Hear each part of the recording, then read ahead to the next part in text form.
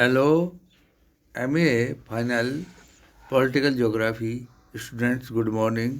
आज आपको एकात्मक राज्यों के प्रकार और संघात्मक राज्य in type of unitary states and federal states के बारे में बताया जाएगा। एकात्मक राज्यों में यद्यपि एकता एवं समरूपता का वर्णन किया जाता है, किंतु इन में सांस्कृतिक भिन्नता भी होती है। इसमें अल्पसंख्यक सरकार का बहुसंख्यक जनसंख्या पर अपनी इच्छाएं थोपने का भय रहता है। एकात्मक राज्यों में किसी भी प्रकार की सरकार हो सकती है, जैसे निरंकुश, तानाशाही, सम्राट अथवा प्रजातंत्र। सभी में समयानुसार राजनीतिक एवं क्षेत्रीय समायोजन की आवश्यकता होती है। फलस्वरूप इनके स्वरूप में भिन्नता आ जाती है। इसी भिन्नता के आधार पर वर्तमान में प्रचलित एकात्मक राज्यों के भिन्न भिन्न प्रकार दृष्टिगत होते लगते हैं। ये हैं केंद्रीकृत, अत्यधिक केंद्रीय एवं समायोजित। एक केंद्रीयकृत सेंट्रलाइज्ड, यह एक सामान्य एकात्मक राज्य होता है जिसमें केंद्र में शक्तियों का केंद्रीकरण होता है। सामान्यतया इन राज्यों में जनसंख्या की एकरूपता होने के कारण वे केंद्र की सत्ता को स्वीकारते रहते हैं। इसके लिए कभी सांस्कृतिक कारण उत्तरदायी होते हैं तो कभी जातिगत। सामान्यतया इन राज्यों में एक मूल स्थान होता है तथा ये राज्य का प्रौढ़ अवस्था में होते हैं। डेनमार्क, स्वीडन और नीदरलैंड में सम्राट हैं तथा चुने हुए जनप्रतिनिधि हैं तथा वहाँ की जनसंख्या इसे सहजता से स्वीकार कर लेती है। इसी का श्रेणी के अन्य राज्य इटली, आयरलैंड, फिनलैंड और फ्रांस हैं। जापान, न्यूजीलैंड आदि देशों में भी इस प्रकार की एकात्मक व्यवस्था है। दूसरा है अत्यधिक केंद्रीय। इस प्रकार के एकात्मक राज्यों में केंद्रीय विविधता अथवा जातिगत भिन्नता आदि को नियंत्रित करने के लिए केंद्र के पास असीम शक्तियाँ होती हैं और जब उसका हाथ यथासमय उपयोग भी करते हैं। इसमें 3 प्रकार के राज्य हैं: साम्यवादी देश, एक पार्टी के प्रभुत्व वाले देश तथा तानाशाही। साम्यवादी देशों में सोवियत संघ और यूगोस्लाविया संघीय राज्य हैं। जो आज यूगोस्लाविया का जो अस्तित्व है वो ख़त्म हो गया है। सोवियत संघ है, उसका जो पहले बड़ा रूप था वो एक उसका रूस ही रह गया है। किंतु अन्य देशों में एकात्मक राज शासन है। हाँ, पोलैंड, हंगरी, रोमानिया, बुल्गारिया में एकात्मक शासन है तथा साम्यवादी सरकार का पूर्ण नियंत्रण है। चीन विश्व का सबसे बृहद एकात्मक राज्य है जहाँ साम्यवादी शासन है। अन्य देशों जैसे पुर्तगाल, स्पेन, पैराग्वे, ग्वाटेमाला, इथियोपिया, घाना, ईरान, इंडोनेशिया आदि में यद्यपि साम्यवादी सरकार नहीं है, किंतु केंद्र अधिक शक्तिशाली है। अनेक अफ्रीकी और एशियाई देशों में शक्ति किसी एक व्यक्ति ने अधिकृत कर ली है, वहाँ तानाशाही स्वरूप उभर कर आता है। तीसरा समायोजित। तृतीय श्रेणी में वे एकात्मक राज्य हैं जहाँ विभिन्न समूह या क्षेत्रों को समायोजित कर अधिकारों को अनेक अनुरूप परिवर्तित कर दिया जाता है। इसका सर्वोत्तम उदाहरण ग्रेट ब्रिटेन है, जहाँ विकेंद्रीकरण द्वारा समायोजित किया गया है। फिर भी स्कॉटलैंड के निवासी असंतुष्ट रहते हैं। वहाँ वेल्स और स्कॉटलैंड की राष्ट्रीय भावना को समायोजित किया गया है। अब है आपका संघात्मक राज्य।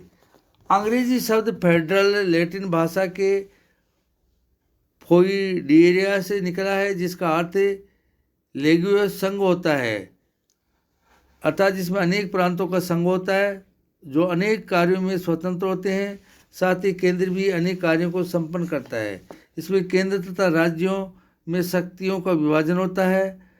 संविधान सर्वोत्तम होता है तथा एक संघीय न्यायपालिका होती है।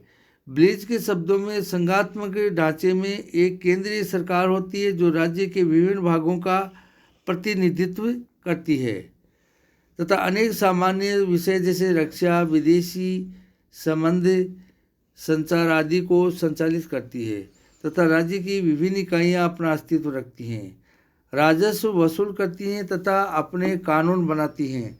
मूलतः संघात्मक राज्यों में प्रत्येक प्रांत या इकाई का संवैधानिक अस्तित्व होता है। इसमें आपसी समन्वय तथा सामंजस्य होता है तथा संविधान की सर्वोच्चता होती है। जब भी विवाद उत्पन्न होता है, संघीय न्यायालय उसका निर्णय करता है। संघात्मक राज्यों के वर्तमान स्वरूप को यद्यपि अमेरिकी देन माना गया जाता है, किंतु इसका अस्तित्व प्राचीन काल में भी था। ईसा पूर्व 3री शताब्दी में ग्रीस में शासन का यही सिद्धांत था। प्राचीन भारत के गणराज्यों की तुलना में भी इसी से की जा सकती है। वर्तमान संघवाद का उद्भव निस्संदेह अमेरिकी सिद्धांत पर आधारित है, यद्यपि इसमें प्रत्येक राज्य अपनी दृष्टि से परिवर्तन कर लेता है। मूलतः संघ में सभी क्षेत्रों को समन्वित किया जाता है। ये समन्वय उन्हें कतिपय शक्तियाँ तथा राजस्व के अधिकार तथा आंतरिक प्रशासन की सुविधा प्रदान करता है। बदले में केंद्र उसे सुरक्षा प्रदान करता है। देश के वृद्धि लाभ विकास हेतु नीति निर्धारित करता है और आपसी विवादों को समाप्त करता है। समय समय पर आर्थिक सहायता देता है। सैद्धांतिक दृष्टि से संघात्मक प्रारूप वृहद राज्यों के लिए उपयुक्त होते हैं। विभाजन राज्य, लंबाकार राज्य जिसमें अनेक मूल स्थल होते हैं, वहाँ भी ये उपयुक्त होते हैं। कनाडा, नाइजीरिया, ऑस्ट्रेलिया इसके उदाहरण हैं। इन राज्यों में विभिन्न जनसंख्या समूह दूरवर्ती क्षेत्रों में निवास करते हैं। कनाडा और ऑस्ट्रेलिया 2 ऐसे संघात्मक राज्य हैं जिनका क्षेत्रफल विशाल है और जनसंख्या कम है। सामान्यतया संघात्मक राज्य एक राजधानी के माध्यम से शासन चलाता है जो संघीय क्षेत्र फेडरल टेरिटरी में स्थित होता है। संघात्मक शासन उन राज्यों के लिए भी उपयुक्त होता है जहां विभिन्न धर्म, जाति, भाषा के लोग निवास करते हैं। संघात्मक प्रशासन अधिक लचीला और स्थानीय विकास को प्रोत्साहन देने वाला होता है। संघात्मक राज्यों का भौगोलिक अध्ययन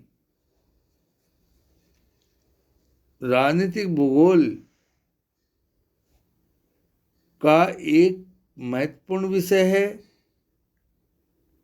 क्योंकि इसमें संघात्मक राज्य बताता है कि जो उसकी जो परिसीमन क्षेत्र हैं वो कितनी दूरी के ऊपर हैं, कहाँ से कैसे कंट्रोल किया जा सकता है, वहाँ की किस तरह की जो बनावट है उस राज्य की, पहाड़ी क्षेत्र है या जंगली क्षेत्र है, या फिर वहाँ पर किस तरह की जाति एक विशेष के व्यक्ति रहते हैं या भाषा विशेष के व्यक्ति रहते हैं, जिनको धर्म, जाति और भाषा के आधार पर कंट्रोल किया जा सके। उनका ध्यान ये राजनीतिक भूगोल के अंतर्गत कंट्रोल करने के लिए किया जाता है, जिसमें राजनीतिक भूगोल का अधिक महत्व बढ़ जाता है, क्योंकि इसमें विभिन्न भौगोलिक प्रदेशों को राजनीतिक संबद्धता प्रदान की जाती है और भौगोलिक दृष्टि से उनका जब बड़े राज्य हो जाते हैं तो उनका अलग अलग बना करके विकास करने के लिए ये भौगोलिक दृष्टिकोण से देखा जाता है। जैसे उत्तराखंड यूपी से अलग कर दिया गया, आपको बात बताऊं।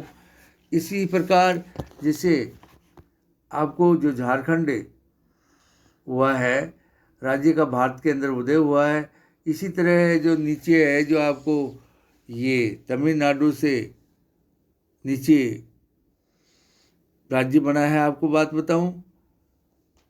आंध्र प्रदेश से इसका तेलंगाना बना है, आपको बताता वो भी इसी का रूप आपको बता। इसलिए राजनीतिक भूगोल में इसका दखल ज़्यादा हो जाता है, यानी कि महत्व ज़्यादा बढ़ जाता, दखल नहीं, महत्व बढ़ जाता है कि किस तरह से इसका सहारा लेते हैं। राजनीति की बताइए बताते हैं राजनीतिक भूगोल वाले कि किस तरह से ये सही या गलत है, क्योंकि किसी चीज़ को कंट्रोल। वैसे जिस राज्य है, राज्य के अंदर पर जैसे डिस्ट्रिक्ट का होता है, डिस्ट्रिक्ट के अंदर कई हेडक्वार्टर लंबा होता है, आपको बात बताऊँ। जैसे करौली का किया गया था, भरतपुर से करौली कितना दूर था, वहाँ के लोगों को विकास नहीं हो सकता, तो वहाँ का आने के अंदर जैसे भी कोई काम वगैरह हेडक्वार्टर डिस्ट्रिक्ट तो आने के लिए कितना समय लगता है, आपको बात बताऊँ। ये सब चीज़ें आपको बात बताऊँ। ऐसे इन डिस्ट्रिक्ट का भी वैसे ही राज्यों की तरह विकास होता है, यानी बनते हैं। आपको कहने का मतलब ये है,